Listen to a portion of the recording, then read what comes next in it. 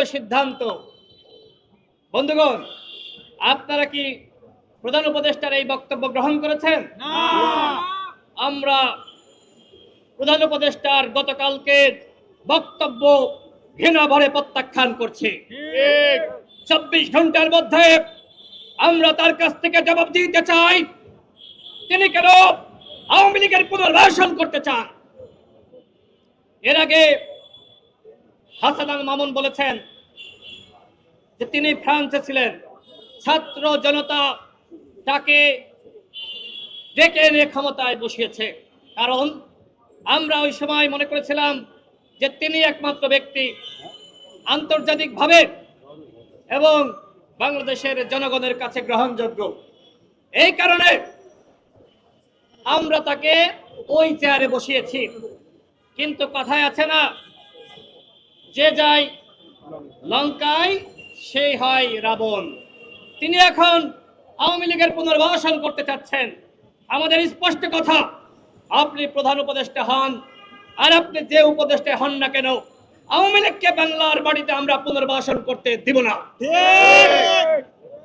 আমরা দল হিসেবে, একমাত্র দল হিসেবে রাজপথে আওয়ামী লীগের নিষিদ্ধের দাবিতে আমরা প্রতিবাদ করেছি, আজকেও করছি।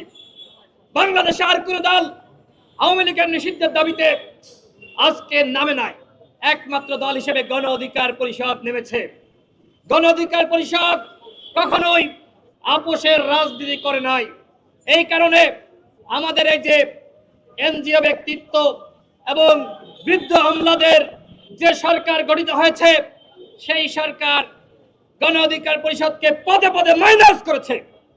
শুধু গণ অধিকার পরিষদ না, যারা আমরা বিপ্লবে ভূমিকা রেখেছি, যুগবাদ আন্দোলন করেছি, প্রত্যেকটা দলকে কিভাবে বিতর্কিত করা যায় সেই চেষ্টায় এই সরকার রয়েছে।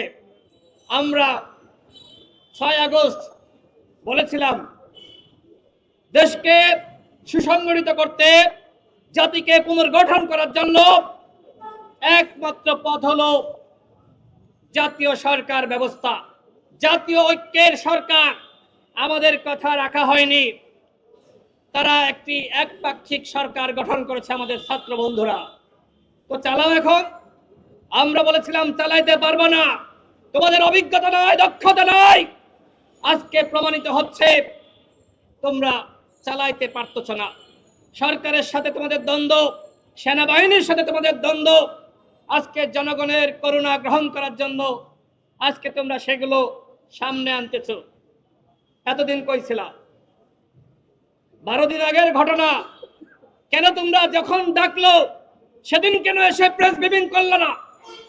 ওই সেনাবাহিনী তো আমাদের ডাকে না, তোমাদের কেন ডাকে? ভাগ বটোয়ারাই মেলে নাই। এই কারণে এখন সব ফাঁস করে হিরো সাজার চেষ্টা করতেছ। এতদিন কেন ফাঁস করো নাই? ক্যান্টনমেন্টে তো আমরা যাইনি, তোমরা গিয়েছ। কেন গিয়েছিলা? তোমাদের এই জবাবদিহিতা করতে হবে। এই প্রশ্ন কি কেউ করছে যে ক্যান্টনমেন্টে তোমাকে ডাকলো আর তুমি কেন ছুটে গেলা? আর সব জায়গায় কেন হাসনাত এবং সার্জিস?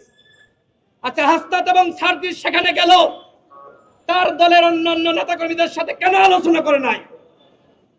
কেন? কি কারণ? আমরা সেটি জানতে চাই বন্ধুগণ।